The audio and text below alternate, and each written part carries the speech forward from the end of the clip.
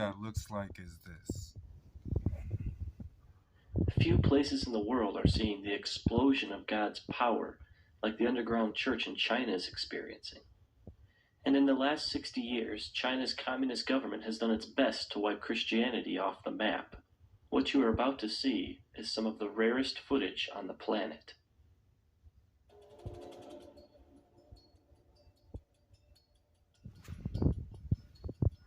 In this church, the people wake up at 4:30 to come together for 2 hours to pray and worship. They do this every day.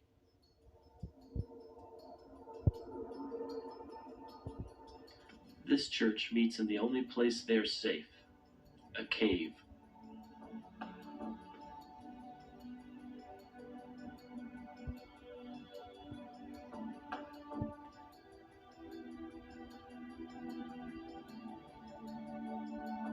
This church meets on a farm, far away from prying eyes.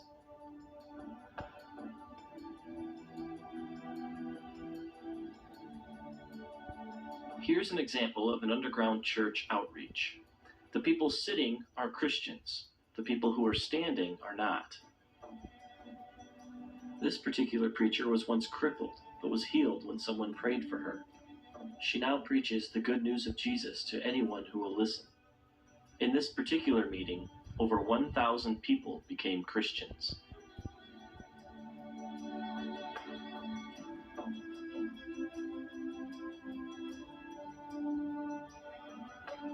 Here, Christians cast out demons from an 18-year-old girl.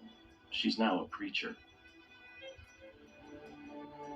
In Shanghai alone, there are over 3,000 house churches, just like this one. One thing Dennis pointed out to me was that most of the underground churches in China are actually led by young people. These kids have all come out of the communist system, and they want nothing to do with it. They only want to spread the love of Jesus to everybody they meet.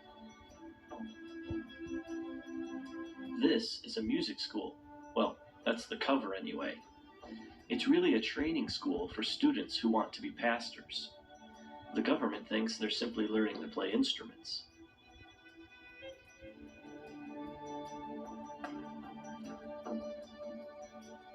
One thing I quickly realized about the Chinese church is that it's a lot different from the American one. For one thing, they think a 4-hour sermon is short. In this church service, it's 120 degrees inside the building. The people meet for 12 hours straight.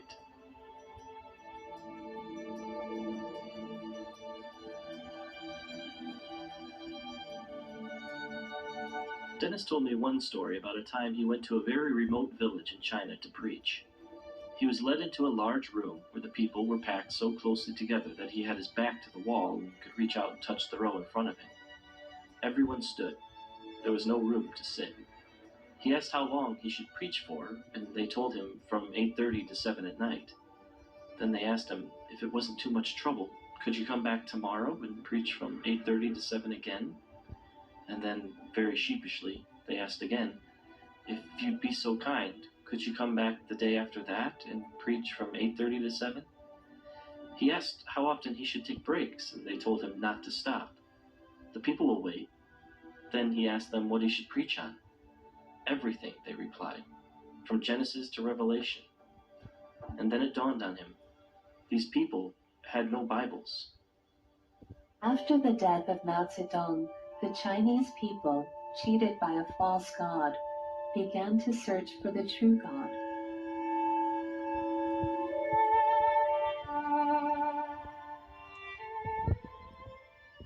For the first time in their lives, people from the lowest levels of society came face to face with God's unconditional love, with Christ's sacrifice on the cross, and with the knowledge that in God's temple they had value and dignity.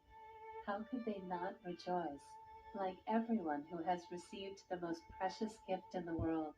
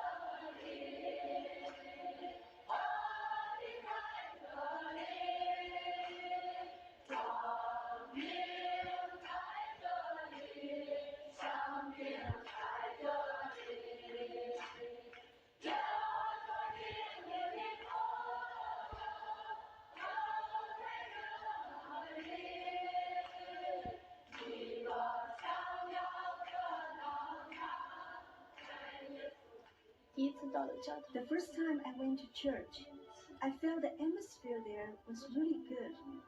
I found true meaning in life. I found a peace that I never felt before. Peace in the Lord. So I can say without reservation, I will follow God for the rest of my life. 聚完会以后呢，After the service, my soul felt especially sweet and joyful. Lord, how wonderful it will be if we can meet like this every day.